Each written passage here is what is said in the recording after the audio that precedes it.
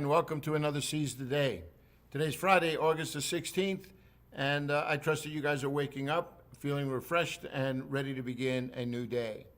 For those of you who are familiar with Bethany Church, you realize I'm in our fellowship hall, and I had to come into church early this morning for a few things, and so I just thought, why not take advantage of just being here in our nice facility. So I'm coming to you live from Bethany Church. I trust that this week has been a little insightful in terms of understanding Psalm 125. We are currently, as I had mentioned, we are in a series that is called the Song of Ascents, and this is a passage or a series of Psalms from Psalm 120 to 134. It's 15 Psalms. One of the interesting things about these Psalms is that one commentator suggested a methodology that I think really fits.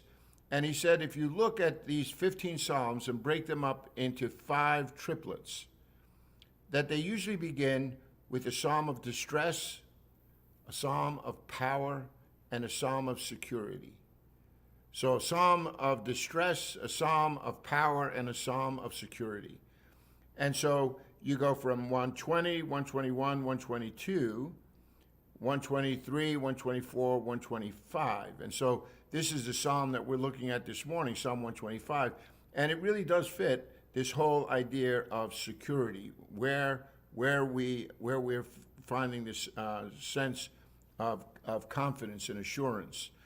As I've said before, the sermons themselves on the passage are being done on the weekends, and you can find those sermons on our homepage at bethanychurch.com, or you can visit our YouTube channel, which is Bethany Church NH, for past episodes of sermons as well as our Seize the Days. So if you ever, maybe traveling and you want to just look at one of the Seize the Days from the week, you could always pick them up here on our YouTube channel, Bethany Church NH. But this is the end of a series on 125, Psalm 125. And here we saw in this psalm, it says, they who trust in the Lord are like Mount Zion. And we spent a lot of time this week talking about Mount Zion, which is the historical Jerusalem. Only it is being used as a simile to speak of a kingdom that is not only spiritual, but eternal and unshakable.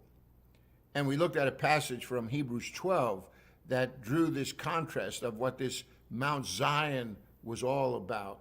And I hope that was a little bit of an enlightenment, because you'll find that reference to Mount Zion many times in not only Old Testament but New Testament. And I hope this way it just gives you a little bit more of an understanding of what that reference really is all about. Today, I'd like to continue with 125, but I want to take us to another passage in your Old Testament, in the book of Nehemiah, chapter 5. And it's an interesting thing here that I'd like to just bring to your attention. I mentioned to you that Psalm 125, a Song of Ascents, appears before each one of those Psalms from Psalm 120 to 134. And those Psalms are then now bracketed by this subtitle. And the word ascents, it's a word that means going up. It's a regular word also for steps or stairs. And so some looked at these Psalms as being sung as people would climb the 15 steps that were found at the Jerusalem temple. But there's nothing in the Psalms themselves that point that out. But that word ascents is an interesting word because it appears many times to speak about pilgrimages, that people would be going up, and they use this word ascent. So the theory has been that these are psalms for pilgrims going up to God's sanctuary for one of the great festivals. And there is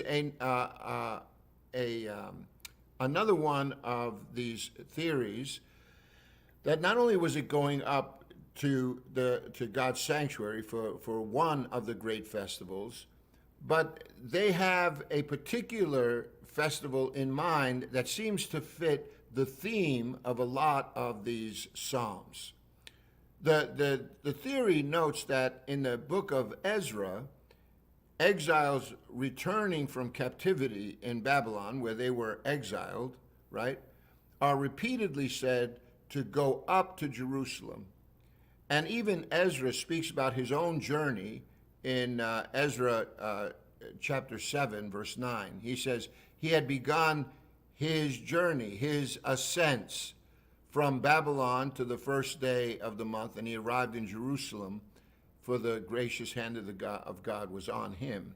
So Ezra uses this word, ascents, again, to speak of his journey, right?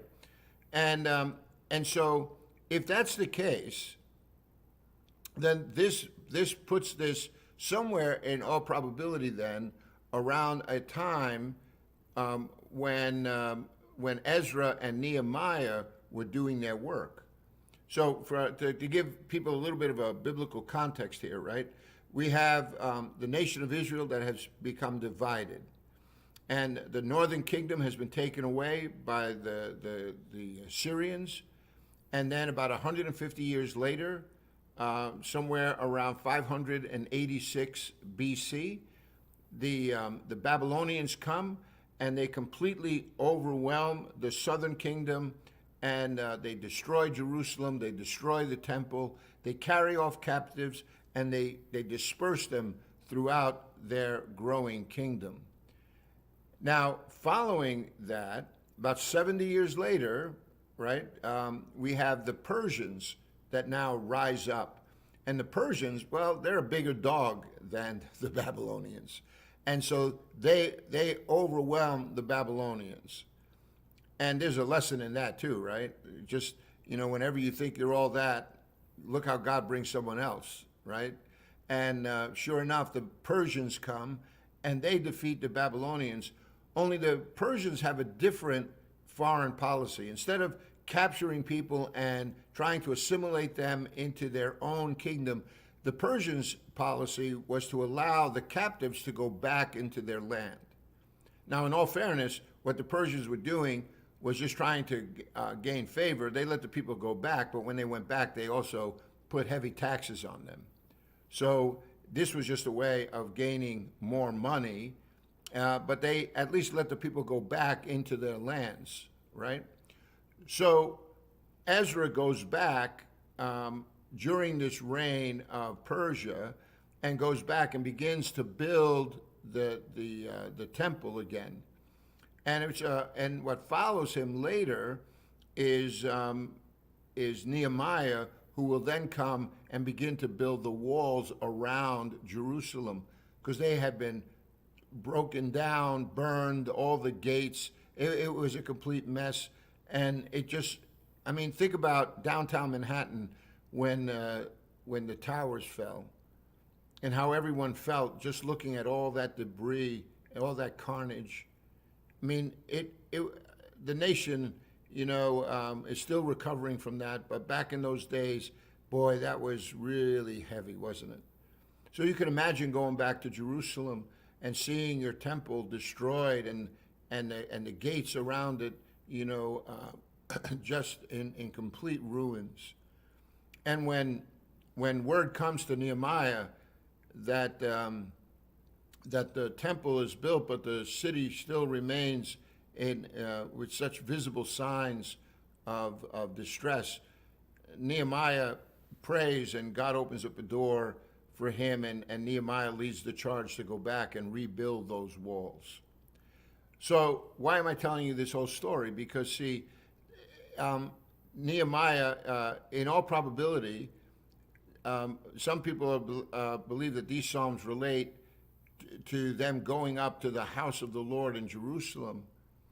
And nearly all of the 15 share some, some likenesses, not only in their brevity and in their repetitions, and but their love for Zion, right? For their love for Jerusalem.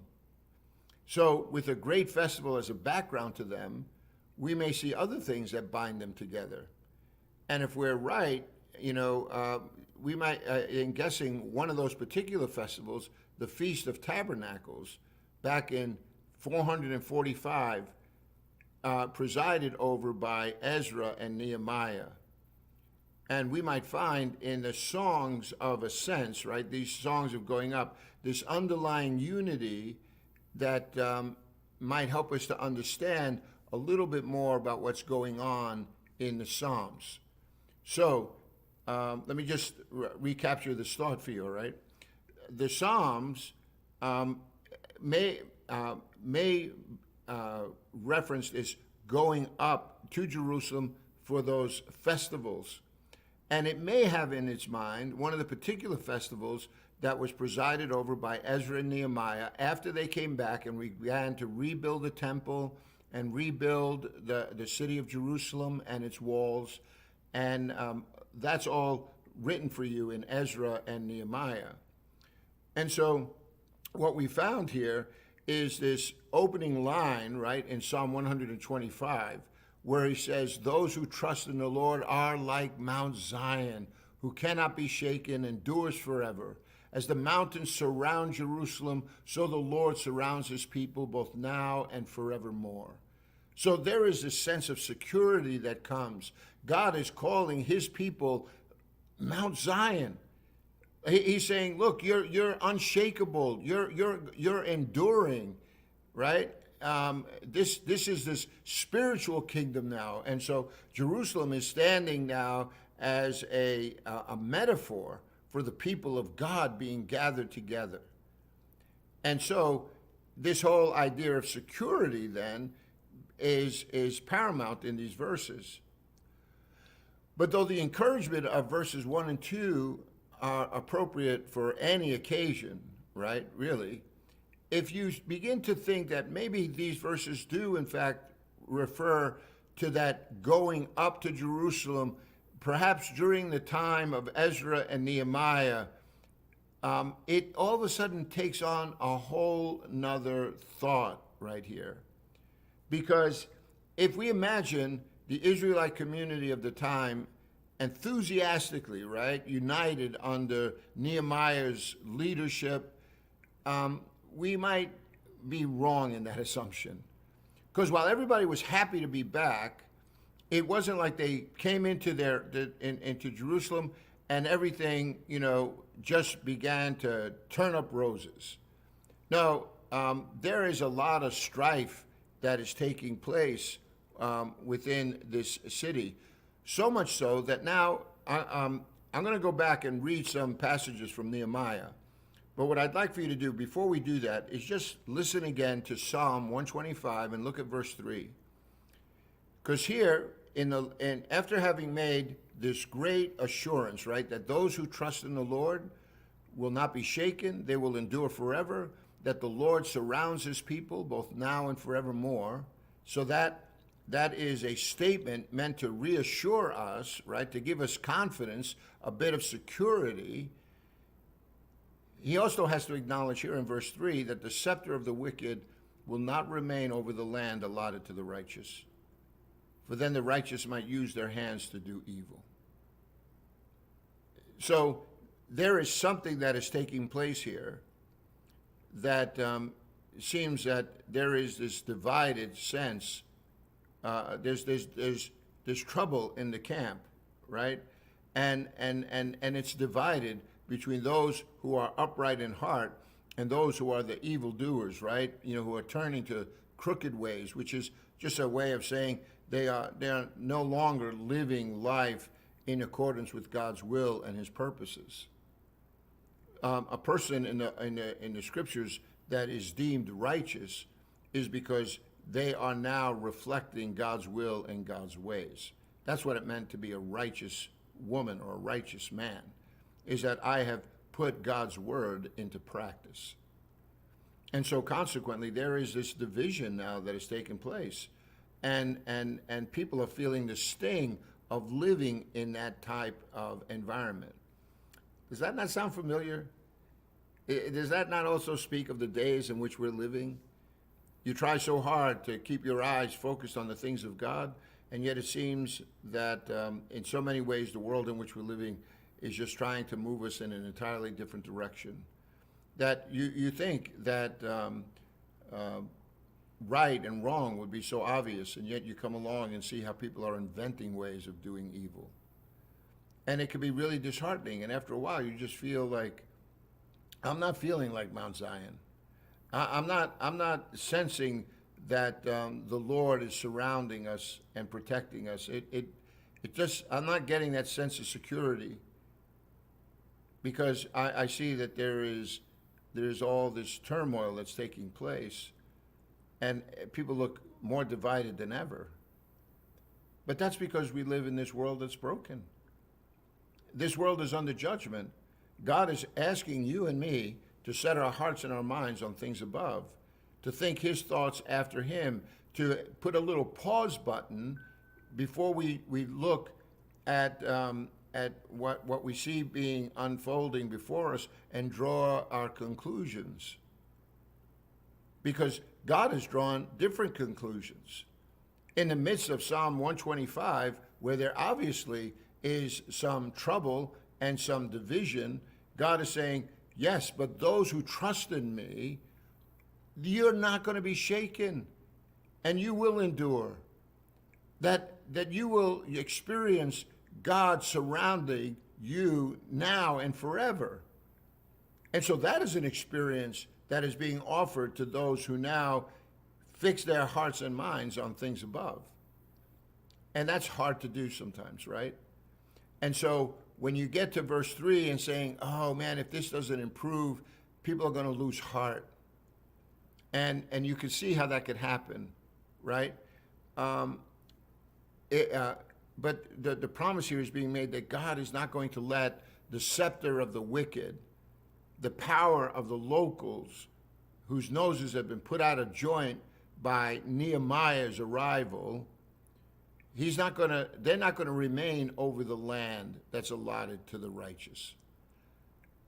And as one commentator wrote, he says, nothing would be more likely to corrupt God's people than the prospect of Nehemiah's failure and the reasserting of the rule of the ungodly. Right? It's like if they lost, man, their hope would be lost. But that's not going to happen, says the Psalm. God's chosen one is in charge. And he, as his book tells us, will turn their outcries into praise. So, in the time that remains this morning, let me give you a little bit of the background then of Nehemiah. If you turn to the book of Nehemiah, what we begin to discover is Nehemiah is made aware that the gates of the kingdom are still in disrepair. Even though Ezra has gone back and many of the exiles have returned, there is still just all the signs of devastation remain. And it affects Nehemiah so much that he is moved to tears. And he approaches, he was the wine bearer for the king of Persia. And the king of Persia allows Nehemiah to go back, and he brings, he allows Nehemiah to bring soldiers with him, he gives them supplies. And again, gracious act. And people now are going to be able to go back into Jerusalem, but it's still Persia that is very much in charge, right? And so he goes to Jerusalem, and he's there for a number of days, and he sees all of the gates that have surrounded the temple courts as being, destroyed or burned. and he begins to put together a plan. Well, what happens is that there are those who were from the local regions. You have Sanballat, who is one of the leaders that are in opposition to this building. He's a Horonite, they call him. You have Tobiah, who is from Ammon. He's another Canaanite, right? And he's an official. And then you have Geshem, the Arab from the other, regions surrounding Jerusalem. They come up and they mock and they ridicule the work that Nehemiah is doing. And they're saying, "What are you doing? Are you rebelling against the king?" And they're referring to the king of Persia, but they don't know that Nehemiah has already been given permission. But Nehemiah says, the God of heaven will give us success. And we, his servants, are going to start rebuilding. But as for you, you will have no share in Jerusalem or any claim or historic right to it. They begin to build the wall. And as a result, he comes up with a plan. And all the various gates are elaborated for you in chapter 3. And they all go about doing this work. But what you find is in the midst of this, right, you look at chapter 4. Chapter 4, Sanballat hears about it, and he becomes angry and is greatly incensed. And what does he do? He begins to ridicule the Jews. And in the presence of his associates and the army of Samaria, right, he says, "What are these feeble Jews doing? Will they restore their wall? Will they offer sacrifices? Will they finish in a day? Can they bring the stones back to life from those heaps of rubble, burned as they are?" And then it's not just Sanballat, right, who is from Samaria, but Tobiah, who is from Ammon, he's also chirping, and he says, "What are they building? If a fox climbs on it, it'd break down the walls." Can you imagine, in the midst of all this work that has to be done, and then you have these individuals around just constantly, tearing down and discouraging. It's a bunch to contend with, right? And so Nehemiah, he continues this work, and the gaps are eventually being closed. And Sanballat and Tobiah and the Arabs, as you read in chapter 4 of Nehemiah, verse 7, it says that when they heard that the repairs to the Jerusalem's wall had gone ahead and the gaps actually were being closed, they became angry. And notice what happens. Now it's not just words. They all plotted together to come and fight against Jerusalem and stir up trouble against it. And so now Nehemiah doesn't only have to contend with their mocking, but now he has to contend with their threats. And what does he do? He gathers all the people together and he says, "Listen, I'm going to give those of you who are working, one is going to work and one's going to carry a sword. And then I'm going to station an individual if and when a trumpet blows, I want everybody to come to this place and fight." And he says, "Don't be afraid of them. Remember the Lord who is great and awesome. Fight for your brothers and for your sons and your daughters, your wives and your homes." They had to have skin in the game. Just because God was going to allow them to go back and rebuild wasn't meaning that it was going to come easy. It was not going to be easy. They were going to have to put in some effort. Think about the spiritual parallels in the day in which you and I are living now. We could complain all we want about the harassment that we feel or the persecution that sometimes comes to believers. But I'm telling you now, why are we afraid? Remember the Lord, who's great and awesome. And it says here, we're to fight for our brothers, for our sons, our daughters, for our wives and homes. All of us together now, we are to be doing this because the Lord is with us. We're not going to be shaken. And so now I look at these passages and you begin to recognize, oh my gosh, life doesn't change, does it? And so that work then continues. But then if you get to chapter 5, what begins to happen is you realize I'm not only fighting all of the discouraging words, and I don't only have to fight against the threat of physical harm, but now there's dissension that takes place inside. Isn't that always the case, though?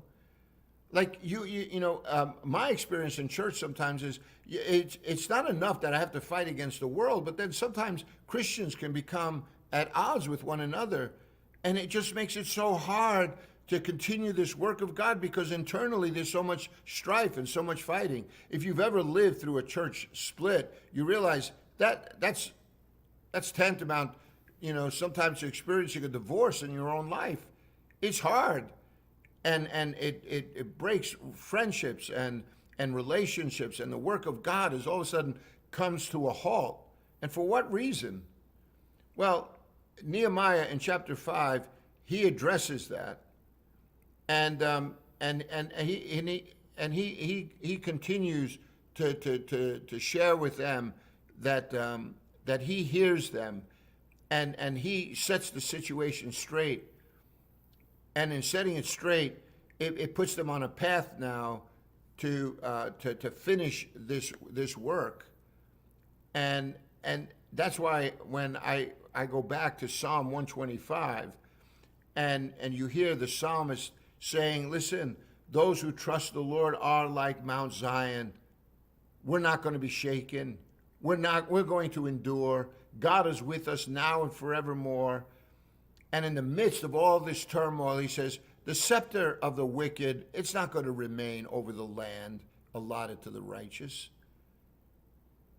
God's going to intervene.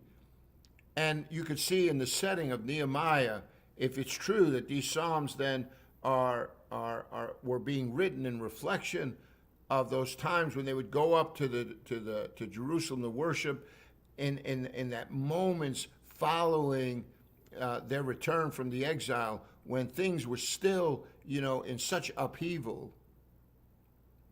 The prayer then at the end is, "Oh, do good, O Lord, to those who are good, to those who are upright in heart.